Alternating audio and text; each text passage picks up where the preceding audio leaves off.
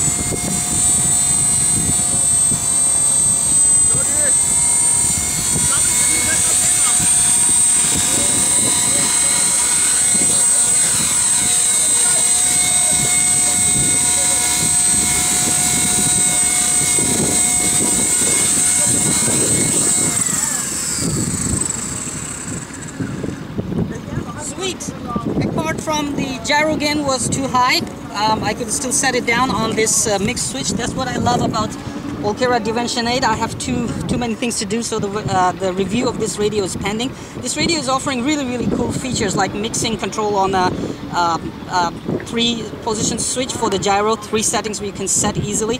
So I still can put it down to this gyro rate, which is like lowest gyro rate, and we can still fly it to get rid of that little sudden tail wag. But for now, I would say it's this much windy, and this little helicopter, this one is behaving really, I mean, stable. You have seen those inverted, you have seen those little stunts that I could do on this one. The wind was pushing back continuously to me, but this thing is very stable. I'm liking it. So we wait for the wind to go down, and we will give it one more try and see what more this thing can do. Enjoy. More videos coming.